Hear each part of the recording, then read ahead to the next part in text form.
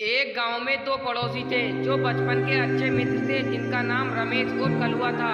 दोनों स्वभाव में काफी भिन्न थे और उनमें से एक बहुत ही सज्जन था। रमेश बहुत धार्मिक और भगवान को बहुत मानता था। वह कलुआ कर्म में विश्वास रखने वाला बहुत मेहनती व्यक्ति था। दोनों की आर्थिक स्थिति ज्यादा कुछ अच्छी नहीं थी। एक बार दोनों ने मिलकर अपनी परिस्थितियां बदलने के लिए भागीदारी में थोड़ी सी जमीन खरीदी।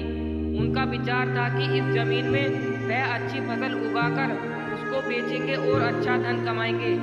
अब समय था फसल पाने के लिए खेत में मेहनत करने का।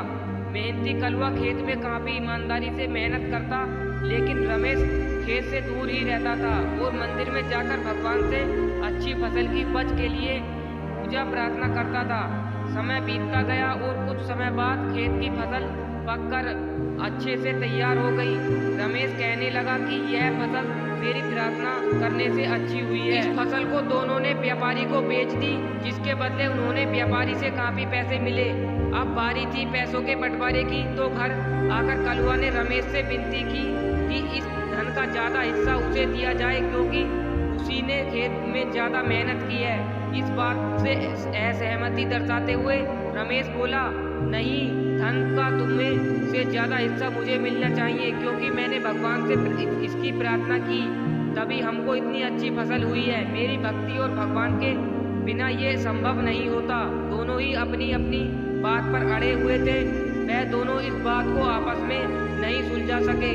धन के बंटवारे के लिए दोनों गांव के सरपंच के पास पहुंचे। सरपंच ने दोनों की सारी बात सुनी और उन्हें पता चला कि असली हकदार कलुआ है। फिर भी रमेश की गलतफहमी को दूर करने के लिए सरपंच ने दोनों को एक एक बोरा चावल का दिया, जिसमें काफी ज्यादा कंकड़ मिले हुए थे। सरपंच ने दोनों से कहा कि कल सुबह 8 बजे तुम दोनों को इसमें से चावल और कंकड़ अलग अलग करके लाने हैं।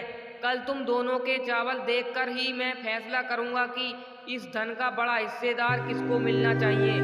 रमेश और कलुआ चावल की बोरी लेकर अपने अपने घर चले गए। मेहनती कलुआ ने रात भर बिना सोए चावल और कंकड़ को अलग किया, लेकिन रमेश चावल की बोरी को लेकर मंदिर में पहुंच गया और भगवान से चावल से कंकड़ अलग करने की प्रार्थना करते करते सो गया। तभी अगले दिन सुबह कलुआ जितने चावल और कंकड़ अलग अलग कर सका उसको ले जाकर सरपंच के पास गया, जिसे देखकर सरपंच खुश हुआ। रमेश वैसे की वैसी बोरी को ले जाकर सरपंच के पास पहुंच गया। सरपंच ने रमेश से कहा कि दिखाओ तुमने कितने चावल साफ किए हैं। रमेश ने कहा कि मुझे अपने भगवान पर पूरा भरोसा है कि उन्होंने सारे चावल साफ कर दिए होंगे। जब उसकी चावल की बोरी को खोला गया तो उसमें चावल और कंकड़ वैसे के वैसे ही निकले। सरपंच ने रमेश को समझाया कि भगवान भी सहायता करते हैं जब तुम मेहनत करते हो। सरपंच ने धन का ज्यादा हिस्सा कलुआ को दिया। इस घटना के बाद रमेश को अपनी गलती का एहसास हुआ, तो भी कलुआ की तरह खेत में मेहनत करने लगा और अब की बार उनकी फसल पहले से भी अच्छी हुई।